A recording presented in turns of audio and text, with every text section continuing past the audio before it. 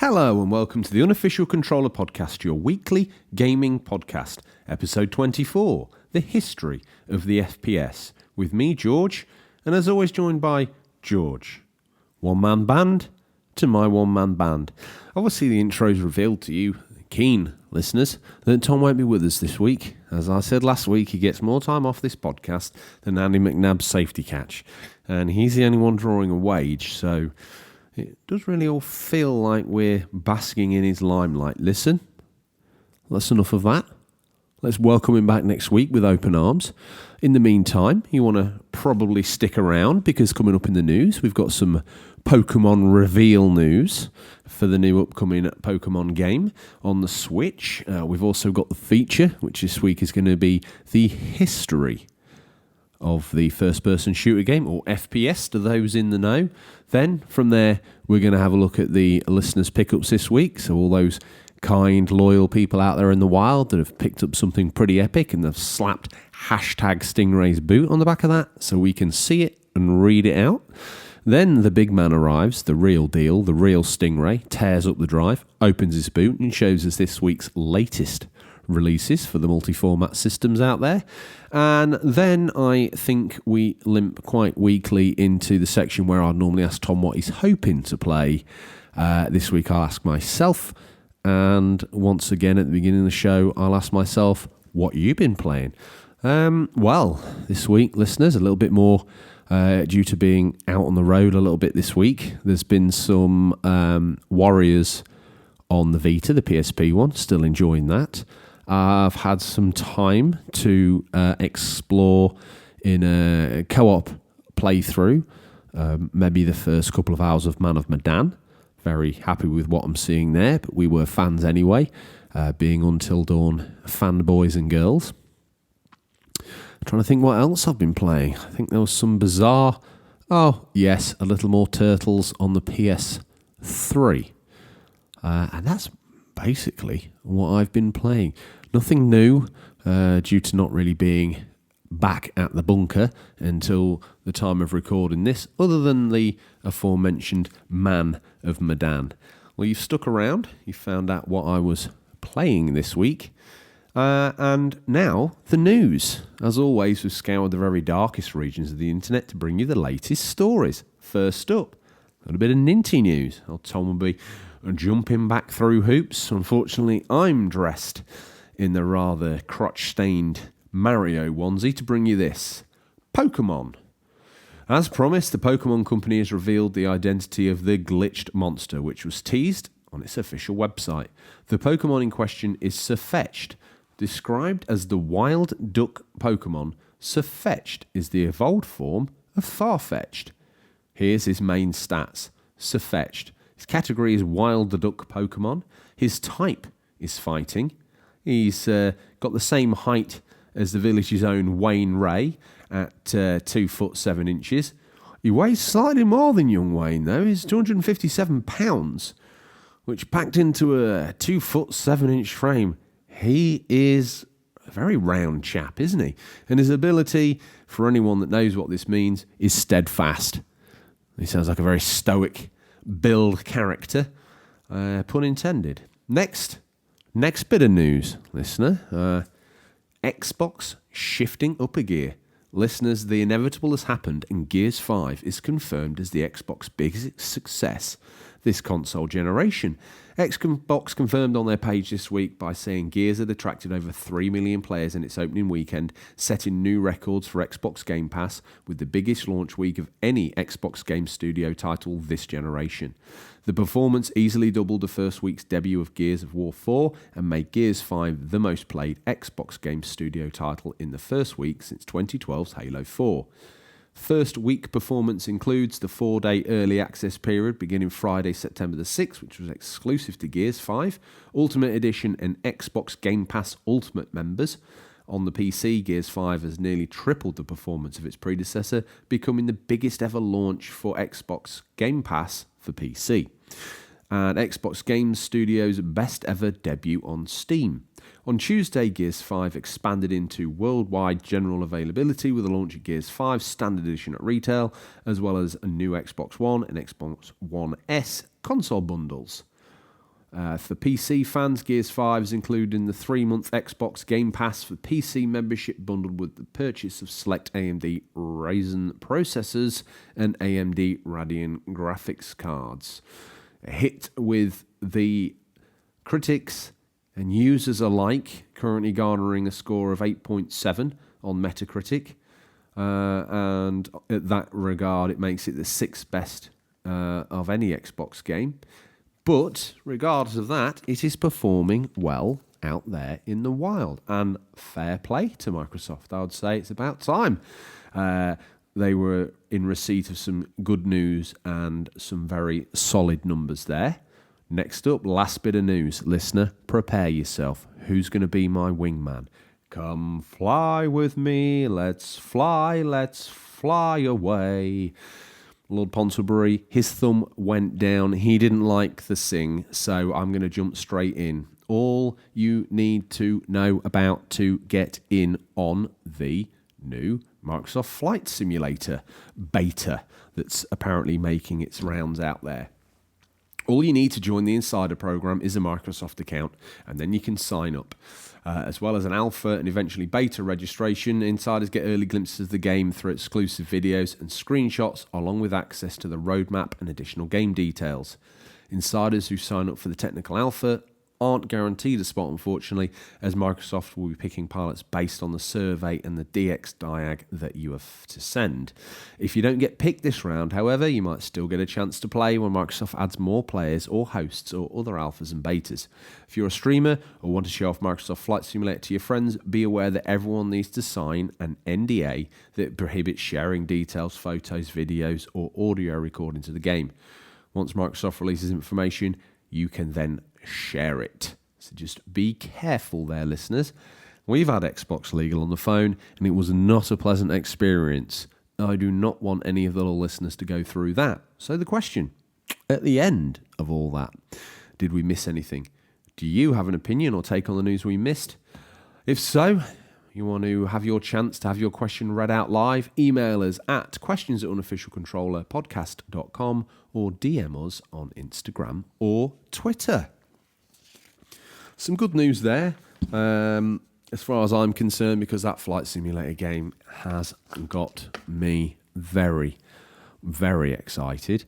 Listeners, I guess that's probably the earliest kickoff to a feature we've ever had. This thing seems to rumble on a lot quicker without Tom chiming in, telling me how great Overwatch is. Unfortunately, although he's not here, Overwatch is mentioned in the script by some loyal listeners and by default myself. Anyway, here we are, listeners. We've arrived. The feature, the history of the FPS feature, because you know and I know we like to make a mouthful of that. This week's feature is a discussion about the history of the first-person shooter genre. As always, you guys got in touch to share those shooty bang-bang. Well, that was my rape alarm, and Tom's nowhere near me, so goodness knows what that was creeping up my leg. To add a real personal touch to this story. Before I start, I must say that so many icons in gaming are FPS games, and some of the games here, you may think, well, you've glossed over that quite quickly, but that's not to say I don't find them significant, but this is a very in-depth subject, and each game I mention could, and maybe will, get a feature all of its own.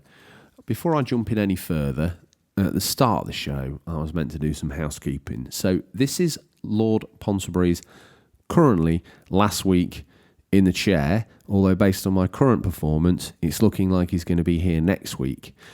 So don't forget, listeners, share the show everywhere, treat the name like a lady of the night, and pass it round all your friends. Make sure you subscribed, you've liked, you've left a review. Particularly awesome review we've had some wonderful reviews, but one lately you will know appeals to me and our sense of humour here on the show. It's rough around the edges, but well worth listening to. To be honest, if you guys want to go see this review, head over to iTunes and have a look, read the reviews at the bottom of it. Feel free to add a review and some 5 stars yourself. while you're there. But yeah, very comedic and very factual as well. So maybe it wasn't even intended to be funny. Either which way, I believe the post was Mystery Man. We appreciate it. That's now the new back of the Blu-ray box when we get the eventual release of this show to a physical media. Anyway, I get distracted. You don't want to hear a man begging other men to follow him and like him on social media. Maybe you do, because that's what I need you to do. And make sure your friends do it, and their friends, and their friends, and their friends, and all of a sudden, all of the world's problems are solved. Anyway, where did we get to? Oh, the disclaimer. Yes, we may gloss over some games. We may go deep into games that you're thinking, why are you telling me so deeply about this? We thought it was an interesting story. Me and James, we've worked hard. We've worked hard on this script. So let's begin. As we always do, by going to the real start point for the FPS. Wolfenstein. Yeah, I bet you're thinking Wolfenstein, but no. The first-person shooter DNA goes way deeper than that. But where? Well, you're not going to believe this, because I almost didn't either. But in 1973, that's right, listeners, all the way back, a game called Maze, cobbled together by high school students Greg Thompson, Steve Coley, and Howard Palmer during a NASA work-study program using the IMLAC PDS-1 and PDS-4 mini-computers. The three had initially been carrying out research into computational fluid dynamics for future spacecraft designs. But, as all high school students do, they got distracted, and thank goodness they did. Initially, they had a single plane, a 16 by 32 tile, wireframe environment for one player in which you'd turn by 90-degree increments. Maze then grew to include shooting, support for second player via serial cable, a corner cover popping mechanic, and indicators for which the other player is facing. After completing his spell at NASA, Thompson took the game with him to the Massachusetts Institute. I'll start that again. I was always going to stumble over that. The Massachusetts Institute of Technology, aka, and thankfully going forward, we'll refer to that as MIT. With access to a more powerful computer and the aid of David Liebling, who would go on to create the legendary text adventure Zork, he added 8-player support. And now this is something that I had to reread when I was researching, and then read it again and triple read it. These guys managed to use the US Defense Department's ARPANET to support 8-player games. And that, honestly, that sounds like something straight out of War Games. I think that's absolutely fantastic. In there was a map editor, projectile graphics, scoreboard, spectator mode, bots with dynamic difficulty. And these, listeners, are features that have only really fully resurfaced in shooters today, many, many years on. Maze War was so very popular on campus and used up so much of the MIT's computer resources that they had to create a program that would find and shut down Maze War sessions. Now, I find that initial sort of insight into the real first ever witness of what we would now call the first-person shooter genre, to hail it all the way back to 1973, to hail it all the way back to some wide-eyed kid on a NASA study program is absolutely awesome. Then to take it to the MIT and end up it being so popular that they have to shut servers down, I think that's incredible. Nice bit of research, James. Next, we arrive at the cockpit era of the 80s, where wireframes are in. And it's not just due to technical restraints, but it fits the era and in itself is a really great aesthetic. Before we go any further into this discussion, it's important to point out that there were dungeon crawlers around this sort of time that started to exhibit maps you could walk around in, with added fantasy elements, and for us really drifted out the boundaries of the topic at hand. But again, we acknowledge that these other formats were being used.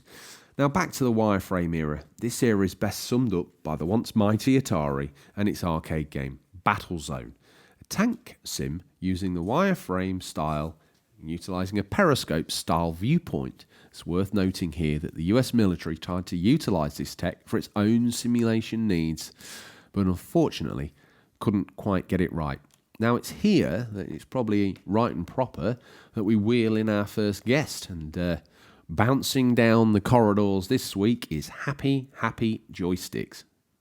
Straight out the bat, he starts off with this. My favourite genre. I remember my first FPS was Wolfenstein 3D. I was hooked instantly. Then came Doom, and my brother and I saved up our money so we could buy a graphics card so we could play Quake. But the one game that I remembered having the most fun with was Duke Nukem 3D. The game started to show people what could be done within an FPS. For the first time, you can interact with the levels like never before.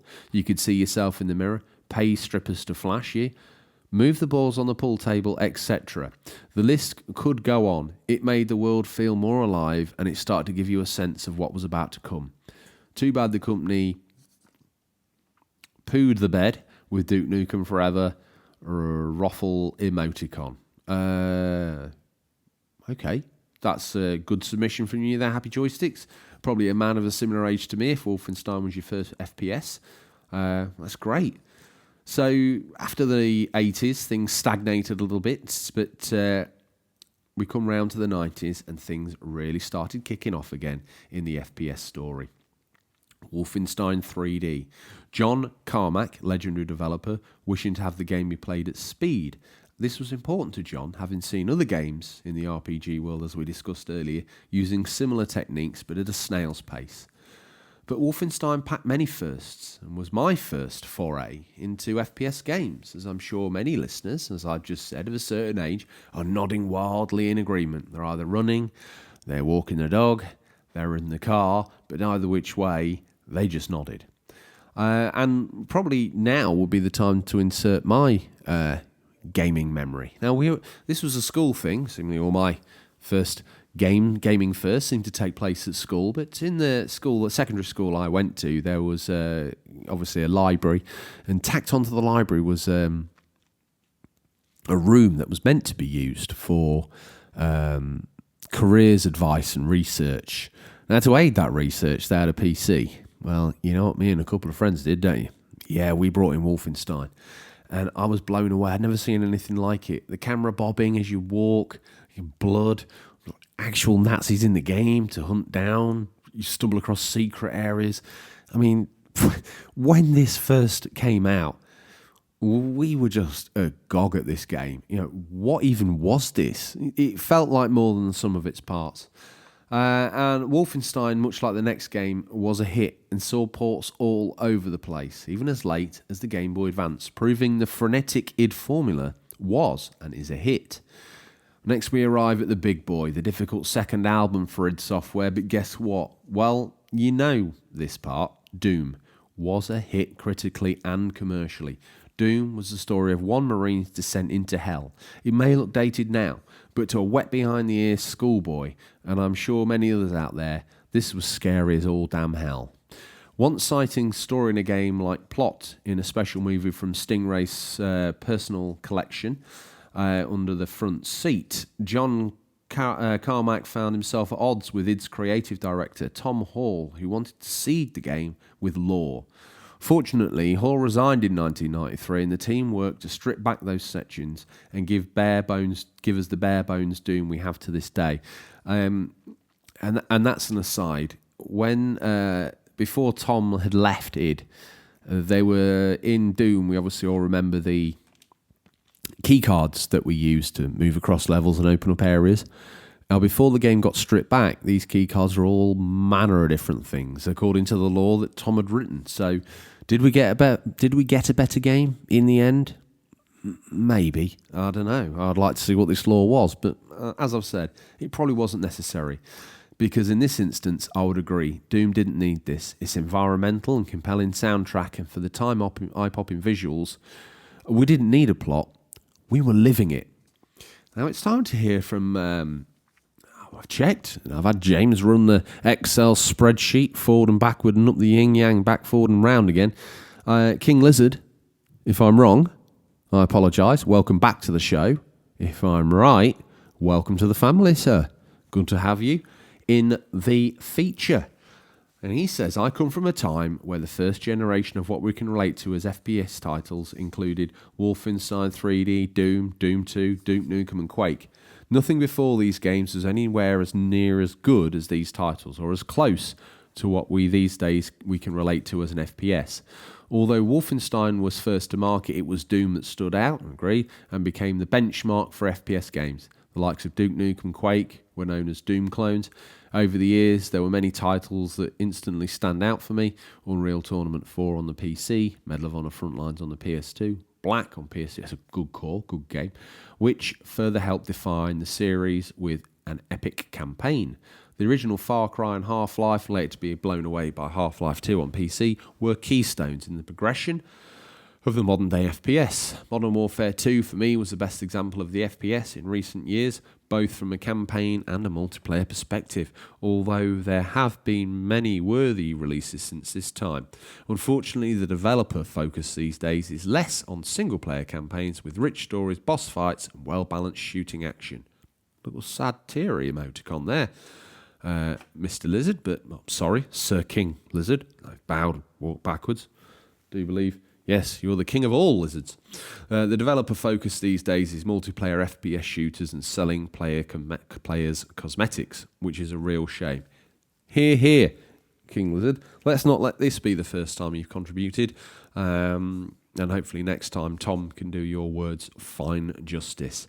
While we're here, Davy Bones, loyal listener, been working with him rather unsuccessfully to try and find him some PAL resis. Unfortunately, I haven't found those. He's found me a copy of MLB, so I don't know what he wants me to search for in place, but I'm sure he'll let me know. And Davy Bones says, I was never a fan of them, mainly because I suck at them. And he laughs at that, so he finds humour in his own game failings here. I wish I could find humour in mine. Doom was enjoyable, and a couch co-op GoldenEye was a staple. A first-person game I recently enjoyed was Resident Evil 7. Aforementioned there, Davy Bones, big fan of the Resi series. And from here, a multitude of Doom clones piled in. PC and console players lapped them up, with exhumed to the Star Wars themed, and actually, in my opinion, and I'm the only person here this week, good Dark Forces, and every possible combination in between. It's unfortunate that Dark Forces, a game that I actually think was pretty good, must have been stripped from the canon now, because Disney released the film Rogue One, which kind of like poo-poos everything that happens in Dark Forces. Not to worry, it was a footnote in the history of games anyway. Well, that's done. But then what happens? In walks every young man's hero, Duke Nukem. This game shouldn't have worked. Should have been terrible, but its locales and interactivity changed how we look at FPS games to this day. Duke Nukem had it all. Seedy strip bars with dancers, interactive arcades, Duke quips, shrinking guns, jetpacks, and the ability to use a urinal. While technically it's okay, it's the flourishes that elevated Duke Nukem in the eyes of gamers worldwide. Anyone below the age of 16 can play that game, even to this day probably, and think, wow, Duke Nukem's an absolute legend. This is hardcore as all goddamn hell. A notable nod to the Mac community before we go any further, and its dedication to Bungie. I think we'll hear that name again in this story.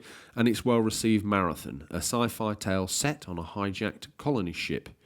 And again, before we get back on track, and to be honest, listeners, I was going to write something about GoldenEye, but I seemingly don't need to, because the bulk of your entries have been about the iconic icon of the N64. So instead of a fluff piece, might as well let me read out your listeners' memories. First in, Daddy Zilla, how are you, friend? I hope you're well. And love from me and mine to all of you and yours. The four Zilla foursome down there, over the pond, our American cousins. He says the first one I ever played is either Doom or GoldenEye. Getting too old to remember exactly, lol. I love GoldenEye. A group of us would just get together and play all day. It was very hard not to look at other players' areas to try and figure out where they were. You are too honest, Daddy Zilla. You're a very good man. We were all doing it. We all denied it. You didn't. Top man.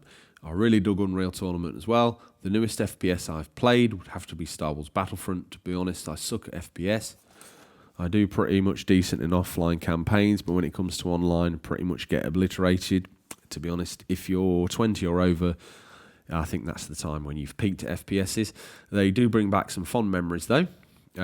Next in, sneaking in behind Daddyzilla, we've got Bite My Pixel. The standout FPS, as I said to you, has to be GoldenEye. No, 4 or more people sitting in the same room using the split screen. The only rule, no odd job. Comic Pictures, a.k.a. Adam the Artist, a.k.a. / Comic Pictures, no space, on Etsy. Think I've done that right.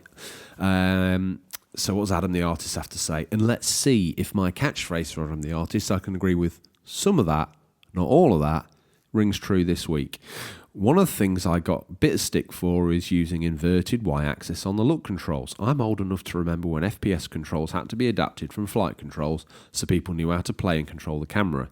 They all had inverted Y standard, absolutely they did. And I've used it ever since. Snap. In fact, I get really confused when I'm switching forwards and backwards of that blooming inversion. I can't use normal controls or I just run around looking at the sky. You've pretty much described my whole Call of Duty Online experience, me running around looking at the sky, spinning around looking at the sky, jumping around looking at the sky, lots of looking at the sky. Anyway, I digress. That was my inability, not Adam's.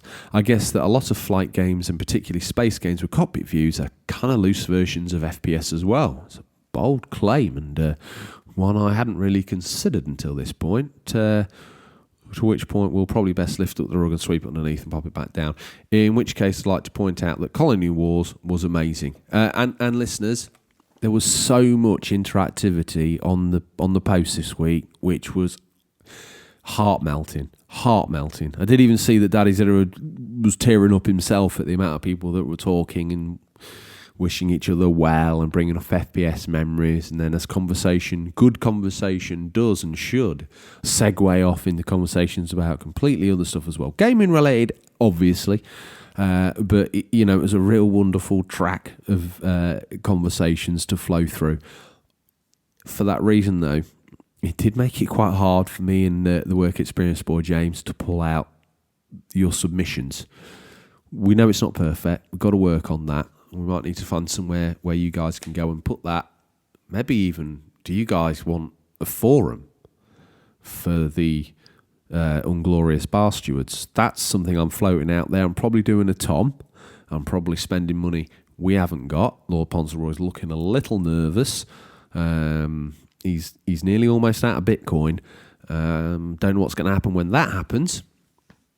So please, jump on one of the posts, send us a DM, send us an email if you want to see like a Reddit page where you can all get together and hang out and talk things unofficial controller, or whether you just want it to stay the same, stay on Instagram or whatever, you let us know.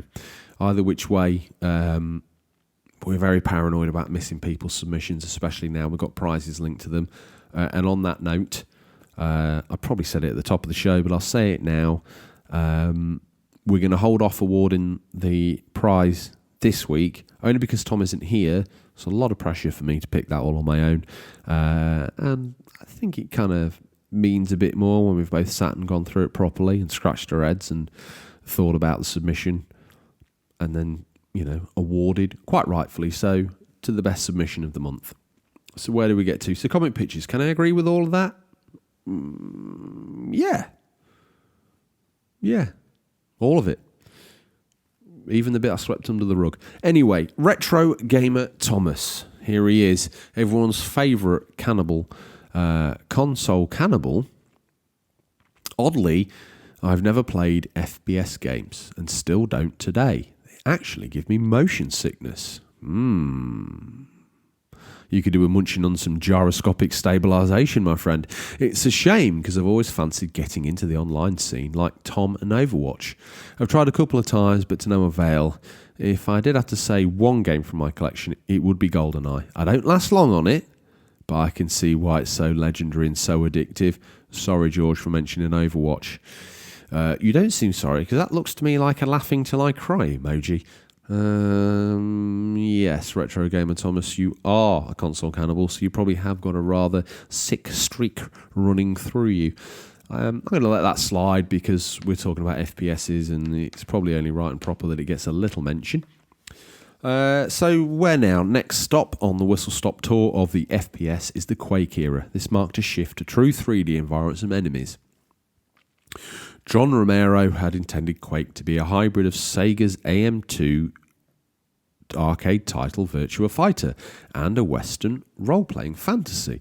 This is absolutely bonkers. Conceived back in 1991 and named for a Dungeons & Dragons character, the game would have alternated between first-person exploration and third-person side-on brawling. Romero envisioned circling dragons, hammer massive enough to send shockwaves through the earth, and events that trigger when players look in their direction, such as glowing eyes appearing in a cave mouth. By the time John Carmack neared completion of an ambitious 3D engine in 1995, however, other id Software employees were exhausted and reluctant to depart too drastically from the Doom formula. There was also tension between the two founders over Romero's supposedly inconsistent work ethic and Carmack's view that the studio's engine technology took precedence over its games. Romero ultimately resigned himself to a reimagining of Doom in polygonal 3D and resigned from id Software itself after finishing the game. He knew he was beat. Quake was transformative. It introduced a thrilling element of verticality with players dashing through the air above opponents rather than simply strafing or corner camping. This quality proved an asset in the emerging field of online multiplayer by the late 90s. Ethernet connections and modems had become ubiquitous and internet usage was rocketing. Quake's multiplayer was initially designed for high bandwidth, low latency, local networks. It would check with the server before showing players the result of an action, which led to jerky performance online, when there was a build-up of server requests. id swiftly released an update titled Quake World, I live in waking fear, listener, of the word title popping up in the script. I'm guilty of putting it in there myself, but I know that the word doesn't really trip off a Lincolnshire man's tongue that well, and it grates probably like nails on a chalkboard. There you go. So anyway, we're going to put ourselves through it one more time. Titled Quake World, which added client-side prediction. The result can be held up as the original esports shooter. Software company Intergraph sponsored a US-wide tournament called Red Annihilation in May 1997, which had attracted around 2,000 participants. Next up, as far as stop-off points go, probably ought to have a little quick nod to Medal of Honor series on the original PlayStation. This game also set the trajectory for the modern shooter as we know it. It focuses on reality, and its development team ultimately going on to create the Call of Duty franchise. Launched in 1999 to great sales numbers, the game was a watershed moment in several aspects. On one hand, it's a more earnest, grounded approach, opened the genre up to players who might have been put off by basically sci-fi and crazy settings of games like Doom and Wolfenstein. On the other hand, it turned real events into visceral games to be enjoyed. Now, is that good? Is that bad? I'm not here to make such political decisions. That's your choice. Either way, the direction was set, and the battlefield for a while would be based on World War II and other World War hotspots or war hotspots around the world and through history. Unreal really is the next big step, a game that in itself was a genre-defying FPS with a great and loyal community, but its real benefit to the industry was the development of its Unreal Engine and its subsequent use in most games you've played over the last 20 years. Next, the immortal Half-Life and its subsequent sequel. These games defined how story-based narrative could work in an FPS game, and they brought real-world buy-in to the story of Gordon Freeman as it progressed across these two wonderful games, the second being also very well received with its implementation of physics. Valve will also always be remembered for contributing to the online shooting fraternity with its Counter-Strike game, released in 1999. Still played, loved and shouted over, CS as it's known to its hardcore community, even to this day is respected and played. Where now? Well, might as well head to Microsoft, because their marquee character to this day stood up. Master Chief as an iconic game character as there has or maybe ever will be. Humanity pushed to the limit. You take on the role of a Spartan in humanity's struggle against the Covenant, framed on the huge ancient Halo structures. This game used the original Xbox and its built-in hard drive to deliver to a console an open-world FPS experience like no other. And this game, along with its co-op functionality and multiplayer, Halo 1 and its sequels dominated the Xbox success story and will even be used to launch the next Xbox out of the gates in a dominant position, and quite rightly so. So, here he is. Now, listeners, while I'm at this point, and I must remember all the inglorious bar stewards that went above and beyond the Call of Duty last week and harangued internet gaming celebrities across the world. Consistent abuse. Suggestions to retweet about the unofficial controller. And I've tried to put up every single one on the story that I've seen or been made aware of. Can't always be 100% looking for these things because there's a lot going on in the unofficial controller world, but we try. We do try. Adam, the artist, has made significant efforts, Doogie McBain, and it's now, and right and proper, that we should hear from Doogie McBain. As mentioned a few months ago, carrying the 3-ton Xbox to school, Halo was probably the fondest memories for me. GoldenEye is also up there, but Halo pretty much perfected the controls of FPS on a console. Another fond memory was in computing class. The teacher seemed disinterested in teaching us, so would often leave the room and come back just in time for the bell. So a load of us decided to bring in Quake 3, install it on half a dozen of the computers, and had 45 minutes of pure death match goodness. Safe to say I failed computing. I don't know why, Doogie. You obviously know how to do something that most people didn't know how to do at the time, which was install a game and set up a network. So fair play to you. You qualified in my eyes. It's here, so we'll leave Doogie there. It's here we talk about Far Cry, stepped in on the PC, and then transferring to consoles, offering an all-in open-world experience with big blue skies and luscious visuals. Thus was a kickback against dark corridors, forced narrative, set pieces, and gave players the tools to enjoy it their way. I suppose re-enter stage left, Call of Duty era. Call of Duty 2, a wise sign on Microsoft's part to have a great FPS at launch on their 360 console while they beavered away on their own Halo. Call of Duty's success, though, took gaming down a very predictable route, with other software houses looking to cash in on the action, with the likes of EA trying to replicate the runaway success of the Call of Duty franchise. The era was filled by great games, realistic in their look, but very addictive gameplay loop, but its restricted colour palette seemingly bathing the whole era in a brown, just mess palette, really. And bar the odd Far Cry, though even went brown for its sequel, Far Cry 2, a game I have a real soft spot for nonetheless. It's really, I suppose, quite dark and very realistic and gritty compared to the other Far Cry games, but it's particularly my favourite. But it's at this point that we look back and, you know, Medal of Honor, Call of Duty, Battlefront, they all went down that sort of uber realistic, or there's nothing quite as realistic as getting a bullet in the gut, I can guarantee you that. But seemingly as realistic as they can manage. I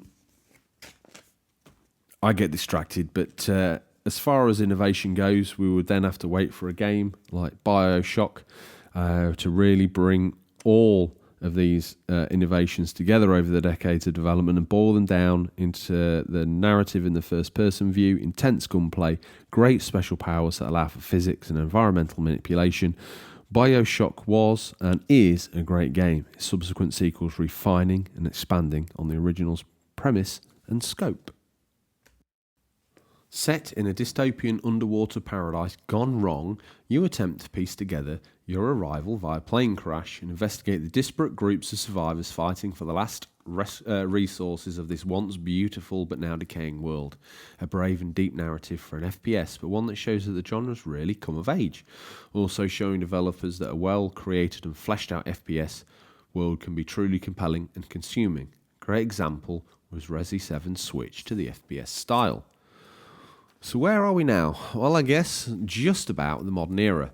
The FPS games, have I even said that? In any of the times I've said the words or the letters FPS, have I said them correctly? Doubtful. FPS game... One more time. Hang on in there, listener. FPS games remain super popular to this day and could be argued to be the most successful and popular game ever. These days, their popularity has led to conversations around loot boxes and pay-to-win tactics to extract even more money from the browbeaten and overwhelmed with choice gamer. We've also had the MMO styles such as Destiny, a great world packed with great gameplay ideas and using Bungie's great legacy in the FPS genre to give us a great moments interspersed with really grindy sections. But the world, the weapons and the team play make it pretty good in our eyes. Okay, last but not least, his influence still in show. Here we have Overwatch. Blizzard's arena shooter Overwatch released in 2016. Overwatch, a game where Blizzard have taken the shooter and expanded upon it, calling together teams and building teamwork straight into its core gameplay. Playing into the modern need to stream games or compete in them, Overwatch signals here the direction for the next 10 years. It's not a game anymore, it's an esport. It's a living at playing games. But for years, us game connoisseurs always knew that FPS games have become so much more than the sum of their parts. Yeah, you break it down and it's you with a gun shooting bad guys, but it's deeper than that. The view itself, the view we all see, Allah the name, first person. Developers have matured along with this genre, and we've discussed, and it allows for the most intimate of gaming experience, one that ties you so well that only VR can eclipse it. You can call these shooty gun games, but listeners, as we've shown, they're so much more to us than that. Now, that brings us to the end of our feature. And those that listened at the beginning of the show and those that know the format of the show intimately know, like a bell rung at Pavel's own dog, their mouths are slobbering. It's time for listener Stingray. When the big man makes a house call, you'd better be ready. These guys got in touch to show us their pickups from Stingray's boot. You can too. Just hashtag Stingray's boot on Instagram or Twitter, or email us at questions@unofficialcontrollerpodcast.com. Obviously, if you're too young to have social media, like some of you listeners are, please ask your guardian, parent, whoever it is, bigger boy, bigger girl in the house, to email us or use their Instagram or Twitter to share your wonderful pickups with us. As always, listeners, I'll do this live on air as we do it. Let's have a quick look here now. So we're going to take ourselves off to Instagram. And you can do this with me, listener, if you click on the little magnifying glass at the bottom, type in the search bar, hashtag Stingrays boot. That's the one. Last time I clicked on the wrong one and got lots of people in cowboy boots, and as I said, it's very hard to unsee. What have we got here? So, we've clicked on recent, we've gone in Stingray's boot. First person in there, 18 minutes ago, Danish 80s guy. Loyal listener of the show. He's got a Commodore bag.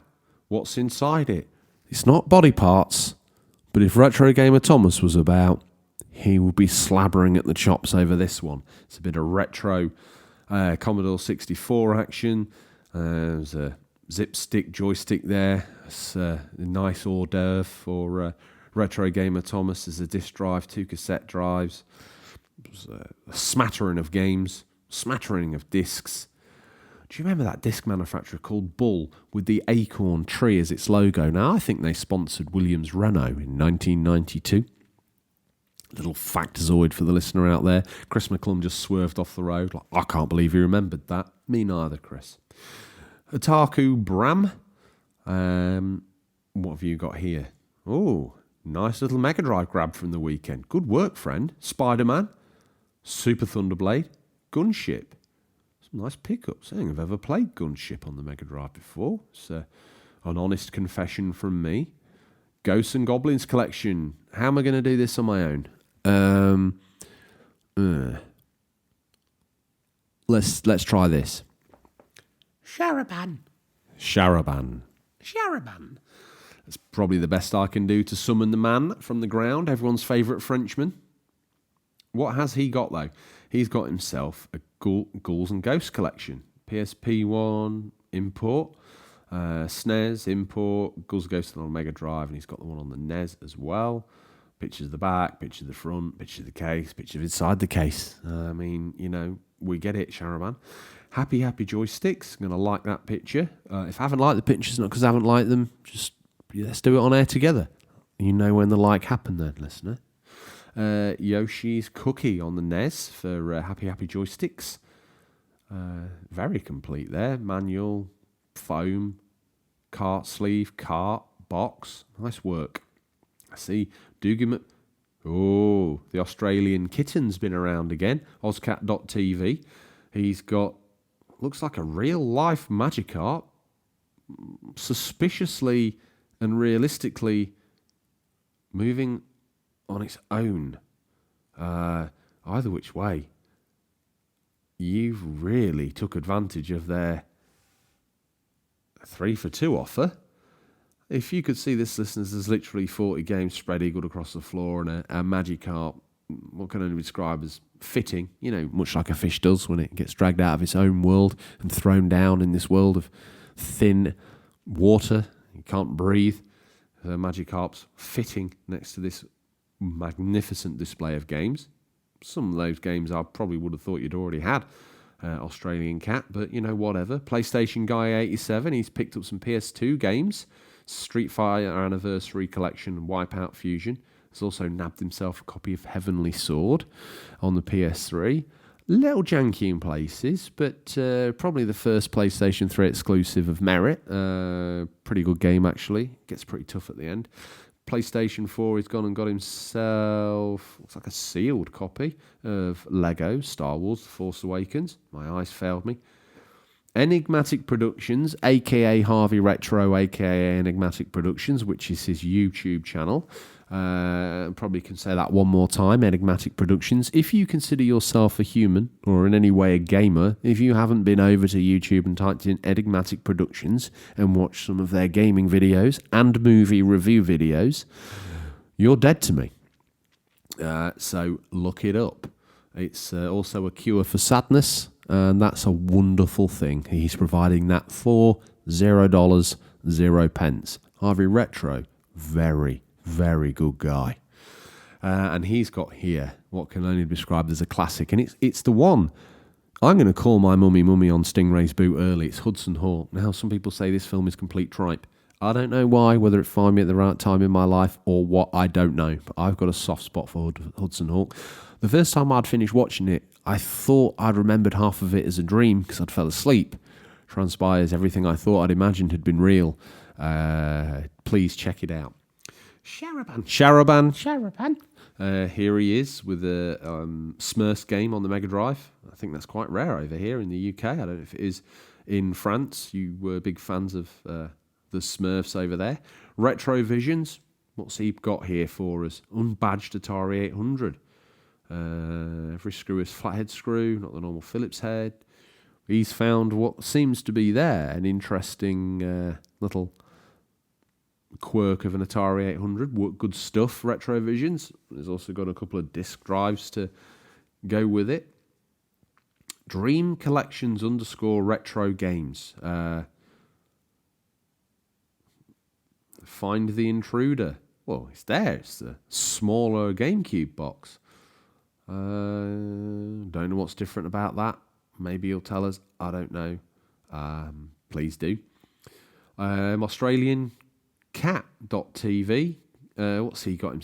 Oh, God, yes. That Persona 5 box looks good, friend. What else you got? Pac-Man on the Wii U. Town of Light, PS4. Some Vita games there. God Wars. I will get that right, not send you looking for the wrong game, listener. Everyone's favourite little cannibal of the show. He's in PCSO Kemp's back bedroom. He's making a new life for himself. He's being trusted, though, because he's surrounded by acres of retro tat. and it doesn't look like he's nibbling on them too much, so this is great news. He says he's been enjoying Star Fox Adventures. Looks like he's using his Wavebird there to enjoy said game. Again, how are you hooking this up to the screen? Because all I see in your setup is component and mono. You really need to walk me through your hookups, Retro Gamer Thomas.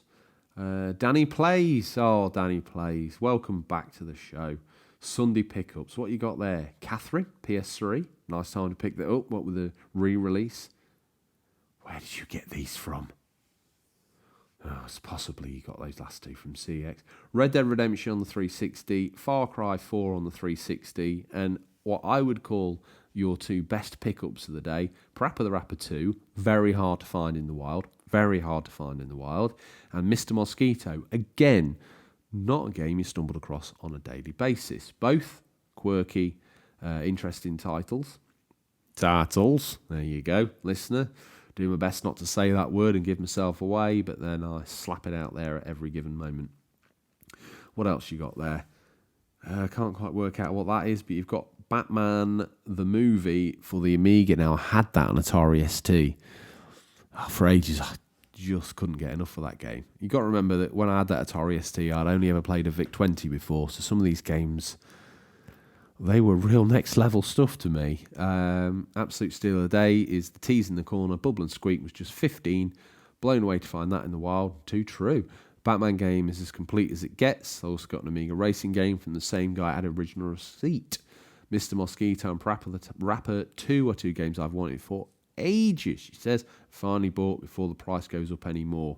Well done. Sometimes you've just got to bite the bullet, because next time you look, there'll be another 10, 20, 30, 40 pounds added on some of these games. It's happened to me before, and it's not a nice experience. You kind of, in your mind, you're thinking, oh, next time I get paid, I'll save up a bit more, and then the month after, and then you get to look at it, and you've got to save almost the same amount again to get it bought, and that's hoping that the price doesn't go up again.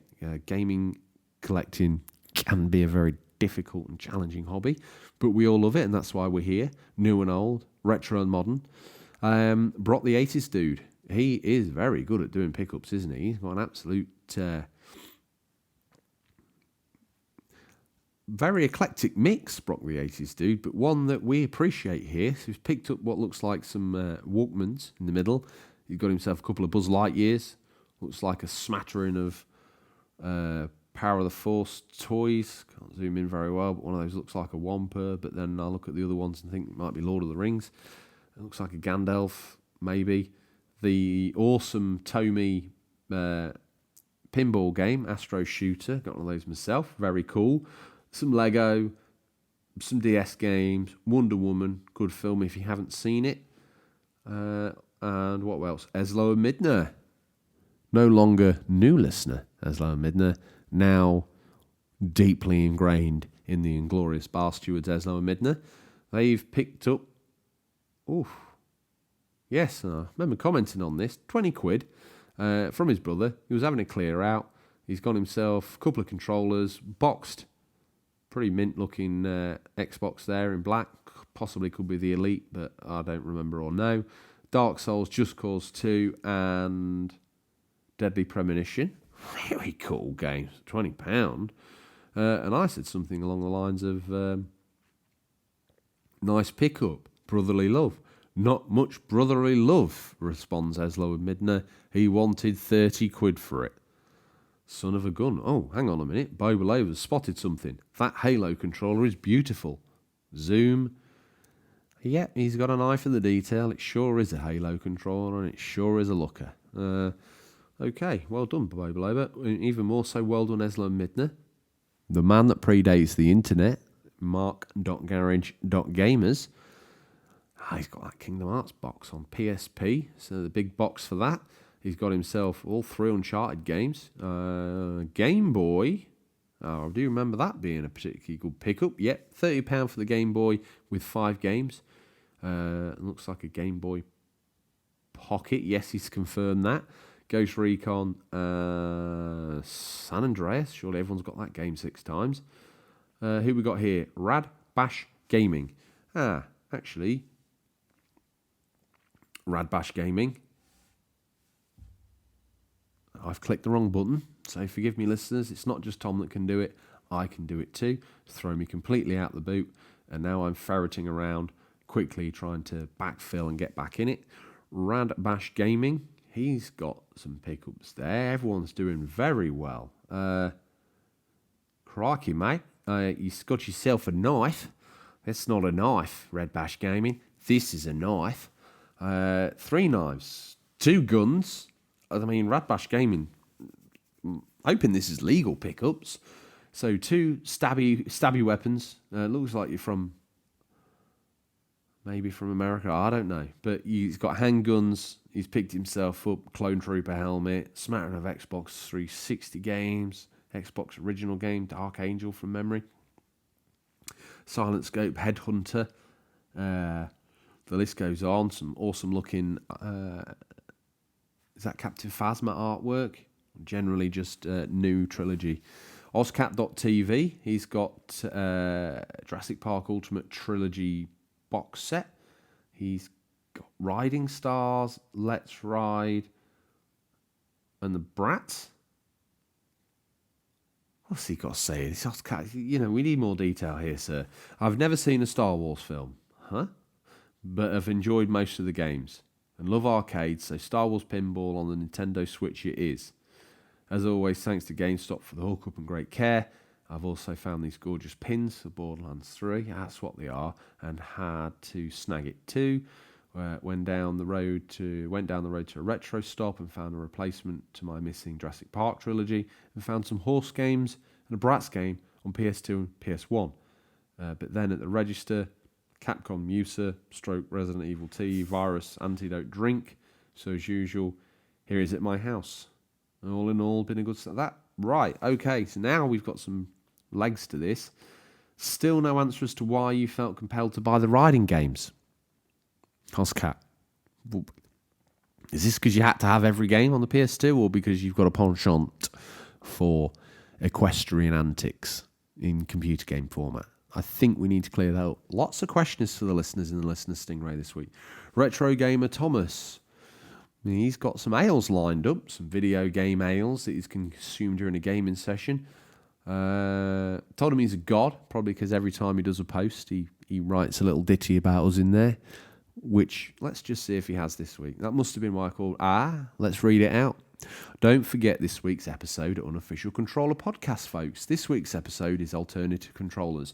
Why not come and have a listen, have a chat on the page? It's awesome. Plus, if you get some new pickups or anything gaming, add hashtag Stingrays Boot and you get a mention on the show.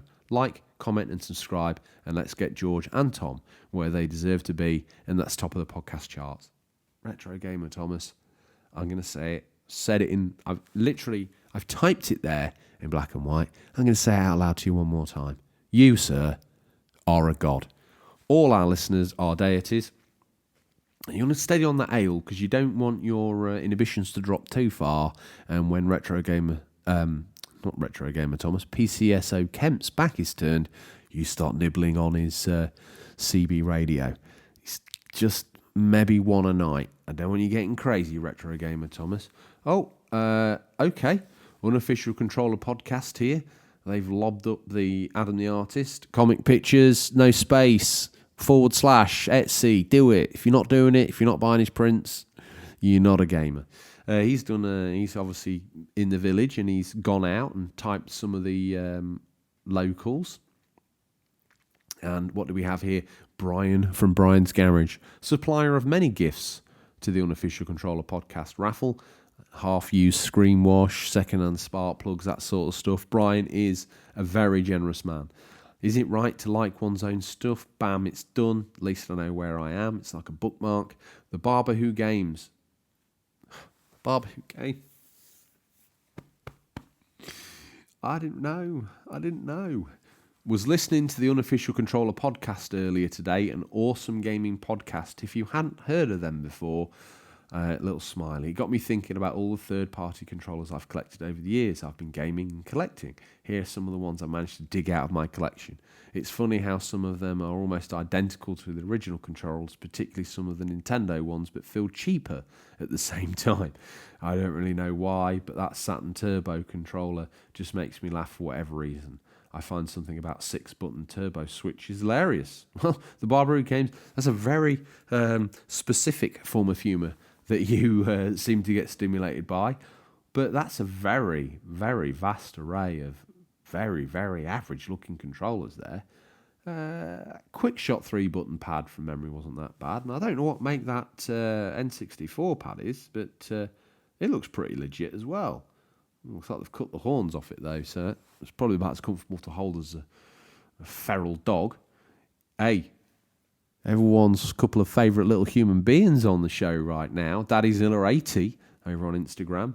And he's got a picture of his awesome son, recently been his birthday, aka Devinzilla. What's the write-up here? So it's family night, and this is what Devinzilla wants to play. He bought this with his birthday money. Bendy and the Ink Machine. Great choice, said Radbash Gaming. The community, supporting the community. My God, that's fantastic. Well done, Devinzilla. Been nice to... I've not played that. Nor do I know really that much about it. So if the Zillas want to fire us in a little write-up about that game, maybe we could read it out. Digital Monkery, new name to the show. Yesterday I delivered 5 not horrendous-looking third-party N64 controllers. Obviously, I'll be testing them, but 2 of them have been adapted to have USB connection rather than N64 ones, so they'll be getting decorated in some way or another. I have another idea for one of them. Can anyone make a suggestion for the others? Well, listeners, if you have got any other suggestions for Digital Monkery, head over to his page and let him know. Ozcat.tv, owner of every game ever made, has also picked himself up as Super Deluxe Edition of Borderlands 3. Oh, Danny plays on point. Here she is. That's a flipping awesome shot, that. So you've got some PlayStation 1 games there. Die Hard Trilogy, Tenchu 2, what looks like Dino Crisis, Hogs of War. I think Duke Nukem's laid on a copy of Tekken. You've got a copy of Warhammer. That top one, what's that? I don't know. It's Doom or Exhumed or something like that. And that bottom one, maybe Alien Trilogy. Let me know if I've got even half of those right. What are you saying here? The man, the mission, the babes. Don't you just love it when you find a bag of stuff you forgot you bought? My goodness, you forgot. Oh, wow. Danny plays. Everyone going the extra effort. Also a special hashtag Stingrays boot because I finally had time and binged your podcast. I literally hadn't listened to a podcast since I was forced to in high school by an overexcited ICT teacher who thought it was the best way to learn. However, I just wish I'd listened sooner to yours. It's good stuff, so you can all stop bad talking for not chiming in now. Listen, there's an official apology from Lord Ponsonbury for Tom's behaviour. It was unacceptable, Danny plays. I won't miss any more now, promise. And you know what? You'll get to hear this on air. Thank you. Listen in to the latest episode. Heck, Danny plays, do you know what? If Tom takes any more time off, you might as well swing down here and co-host with me. Who's next? Retro_Nintendo. Probably a little bit nervous about some sort of corporate action from Nintendo there, but I think you're all right, sir. What we got here? Thank you to Game Tower for a childhood favourite. Nice. Okay. Mortal Kombat Trilogy. Mark.Garage Gamers. 6 days ago. Out on the prowl. On the retro hunt. He's taking him with us with him on his journey. He's come through for us as well, hasn't he? Absolutely fantastic. Thank you, sir. DaddyZilla. Tom's not here, so I've got to roll out the only catchphrase he's come up with, cooking up a retro storm. I see you've not put the DaddyZilla. I see you've managed to exclude the clock, just in case Tom gets confused that you're cooking those retro goodies up at 557 degrees. Such a strange man. That's Tom, not you, DaddyZilla. I don't want you stomping on my house. DaddyZilla's Mummyzilla grabbed these off Facebook Marketplace for Devinzilla and I. I tell you what, Mummyzilla, you have an eye for a bargain, young lady. Lego DC Villains. This is all new tat as well. Mario Maker 2, Rocket League, Sonic Forces, Minecraft. Possibly the best game ever made. although I'm having my doubts.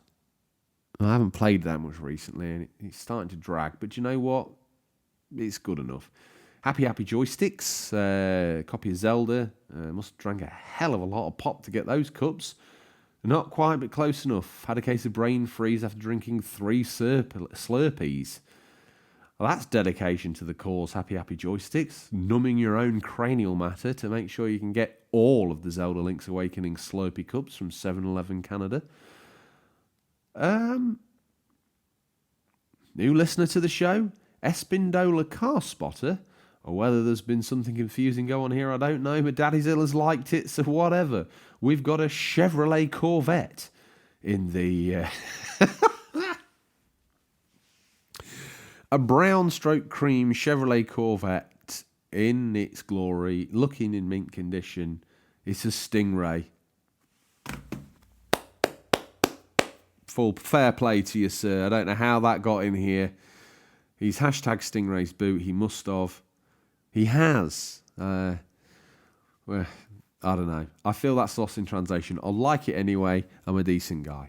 What we got here? Ozcat.tv. Sorry this is so long, and thanks to anyone who reads the entire thing.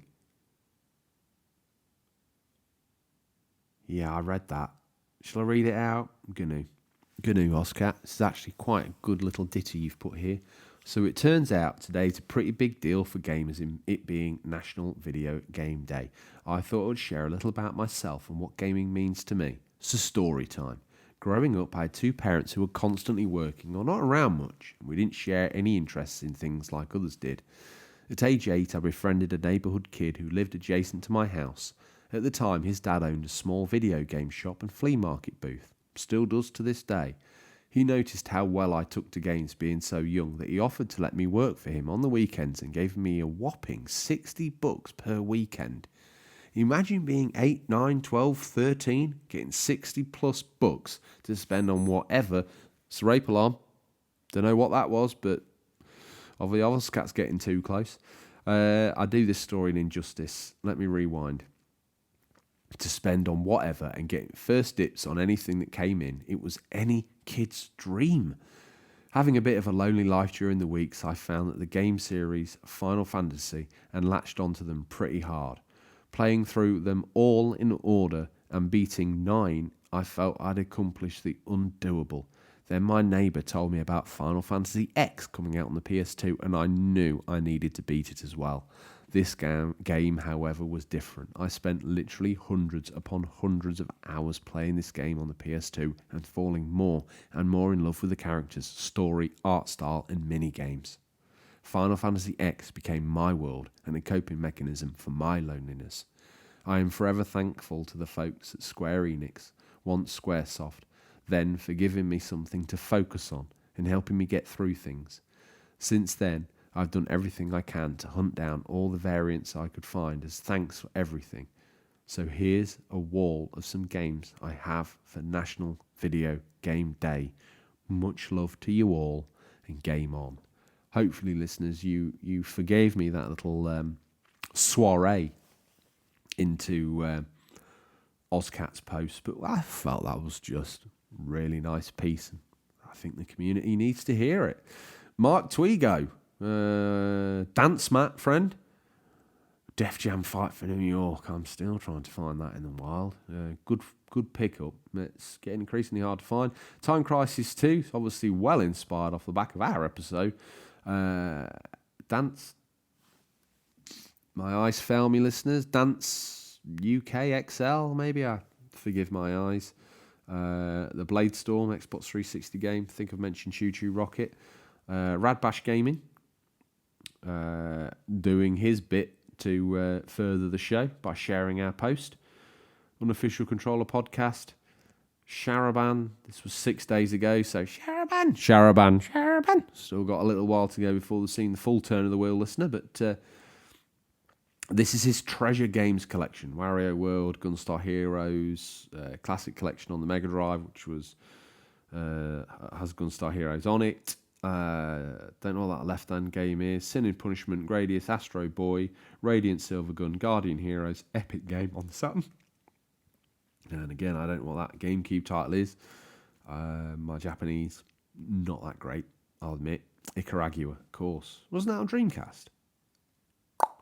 Something tells me, Sharaban, you're missing a game. Maybe you're not. Retro Collector Ray. Oh my goodness, sir. Oh my goodness, you've only gone and picked up a Minecraft official creeper rucksack. That is excellent. Hopefully inspired by us. Once again, Daddy Zilla, this was a week ago. Have we seen this? I don't know. I don't think so. Since Devon Zilla turned out of school earlier today and it was his birthday, we went hunting. Added the left stack and the Switch battery booster to the collection, and the right stack is to recoup. So he's bought some games to sell, I believe, and some games to go in his collection, and he's also bought his battery booster for a Switch. He's also covered the clock so as not to confuse Tom. And that, I do remember, I've seen before. It's IA Retro Gamer Dad's God of War demo game. So that, as they say, is a full turn of the wheel. And that's all the dips in the boot for us, for our listeners. But don't forget to hashtag Stingrays boot or email us for your pickups to be read out on air. Well, when listeners' Stingrays finished, we all know what happens next. I don't know whether to do the sound effect now, or after, or during, or whatever. I don't know. Let's cut straight into it and work it out in the edit. James is up for a late night. Time for a peek in what we affectionately call Stingray's boot. And breaking the fourth wall as well. He literally does drive a car up the drive. It's time for a peek in what we affectionately call Stingray's boot. What's nestled between some counterfeit nappies and a dodgy copy of Battle for Endor this week. These are the new release highlights for the week September 16th to 22nd, 2019. Listeners, these are out digital or physical, or will be by the time this podcast is in your feed, but could be region dependent. We've got a boot full. Here he comes. How do I know that if he's not even here? He's tearing up the drive, listeners. And like a man that knows that Pontypool is not keen on his illicit activities, but he turns a blind eye for the future of the show. Door pop, springs, stop, wattle and wowl. And let's have a look in here. Digging in. I find a copy for my mummy, Hudson Hawk. We'll be checking that out later. Thank you for the share, Harvey Retro. First up, game-wise, let's pull out AI, the Somnium Files. This is out on PC, PS4 and Switch, September 17th. Players Detective Kanamar Date on the case of an elusive serial killer in this thrilling sci-fi murder mystery. Now, listeners, we've got a listener out there, Nick T. He's a big fan of the Commercial Simulator. Here's one for him. So this is Nick T's Mummy Bus Simulator on PS4 and Xbox December 17th. Before you panic, Nick, there is another one in here for you. You're going to get two. Whether in this industrial or harbour zone, downtown, in the surrounding villages, or the business park, in Bus Simulator, you experience up close the exciting everyday life of a bus driver in a vast, freely drivable urban area. Get behind the wheel of your eight original licensed city buses from the great brands of Mercedes-Benz, they're average at best, commercial vehicles, Cetra, similar, MAN, slightly moving up the scale, and Iveco, possibly the greatest commercial vehicle ever made, and you'll transport your passengers safely and punctually to their destinations, either solo in single-player mode or with friends in real-time multiplayer mode. Interesting. Nick T will have to let us know how that plays. Castle Crashers Remastered on the Switch, September 17th. Hack, slash and smash your way to victory in this remastered edition of the popular 2D arcade adventure from the behemoth at 60 FPS. Castle Crasher Remastered delivers high-res visuals like nothing you've ever seen before. Up to 4 players can play locally or online. Save your princess, defend your kingdom, crash some castles. Up next, do you know what? I might lob this in there as my mummy. It's not reviewing too well at the moment, but do you know what? I'm a big fan of the film, and I would love to be in that world. So Groundhog Day, Like Fathers Like Son, it's for PC, VR, Oculus, Vive, all the good jazz, and it's also on PSVR, coming out this September 17th. You're stuck in a time loop as Phil Connors Jr. back in Puxatawny for Groundhog Day in this virtual reality game set in the world of the iconic hit movie. Solve puzzles and interact with branching narrative gameplay to break the time loop cycle to escape into tomorrow. Sounds pretty good. Although, like I say, the reviews I've glanced across recently, as I've not had the chance and James doesn't have a code, we don't know. So if we get it, we'll let you know if we play it and what we think. Mutation, PC, PS4, September 19th. A mutant soap opera where small town gossip meets the supernatural. Join Kay as she arrives in the mysterious community of Mutazion to care for her ailing grandfather, discover scenic hangouts, magical gardens, new friends, and old secrets. Nick T, here's your other mummy. I have warned you, this game is average at best, and is not the game that your bigger boyfriends play on PC. Although, memory suggests to me you've now got a gaming PC, so you've probably gone and bought the real deal. To anyone who hasn't got a gaming PC and wants to simulate truck driving, I would say stick clear of this, but check it out at your peril. Truck Driver, PS4, Xbox, September 19th. Build your career as a truck driver. Haul a wide range of cargo and make a name for yourself amongst the local community. Start from the bottom, take on jobs. Buy new trucks and parts and become a respected truck driver. Sounds good in the description, and I will double down and check out what's going on with it. If I get to play it, I'll let you know what I think of it. I like Farming Simulator. Is Truck Driver, like Euro Truck Simulator is the real deal. Truck Driver on PS4 and Xbox, not so sure. This would have been Tom's mummy, but he's not here, so I can't recommend it. No, I can, because this is a pretty solid game. Legend of Zelda Link's Awakening on the Switch, September 20th. Help Link escape a strange land in The Legend of Zelda Link's Awakening for the Nintendo Switch. Befriend a colourful cast of characters, battle a myriad of monsters, and explore perilous dungeons in this classic adventure, reimagined in a charming new art style. I was thinking the other day, personal memory listeners, please afford me the detour. Might technically have been the first Zelda game I ever played. True story. Ni no Kuni, Wrath of the White Witch. Switch, PC, PS4, September 20th. Journey back to the other world in Ni no Kuni, Wrath of the White Witch. Remastered, Level 5's classic tale returns better than ever with improved graphics and performance. Up next, another Switch title, Platoons Party on the Switch, September 20th. Ready for a great adventure. The Platoons need your help to face the evil Kitra. Kitra wants to conquer the islands of Chimeria and steal the Platoons' magic to control their world. Platoons Party is a party game full of mini-games to enjoy with friends and family. They had it the other way around. I fell over my words, mixed it up a little bit. Up next, The Sojourn. PC, PS4 and Xbox, September 20th. A tale of light, darkness, and the nature of reality. Traverse a thought-provoking puzzle game and its immense colour-drenched world of light and shadow. And last but not least, possibly one of the most bonkers games with possibly the shortest description. So I've seen some videos. The title says it all. The description says it all. And I shall unleash those on you now. This is the name of the game. Untitled Goose Game on the PC and Switch. It's coming out September the 20th. This is what the game's about. It's a lovely morning in the village and you are a horrible goose. Full stop. End of story. Slam the boot down on Stingrays. Bluebird. Kick him up the road. So those that paid attention once again to the intro at the start of the show, you know right now I'd normally be asking my co-host what he's hoping to play. He's not around, so I'm going to ask myself, what are you hoping to play? And my answer to that would be, I think this weekend, we're going back to the PS2 cabin. Mentioned it, was it last episode? I think it was. So I'll be going back there, so I'll take Resi. I think I've done enough Jurassic Park, if I'm honest. So I'll take Resi back with me. May take a Final Fantasy. I've got another game, actually, that I might take, that I've been meaning to try out, that never really got past the first sort of opening 15 minutes of. Grim Gamori. It's a PS2 game. It's like a puzzle game set in a school of magic, but it's not Harry Potter. And it's not Tom. Oh, I bet that's like Fire Emblem 3.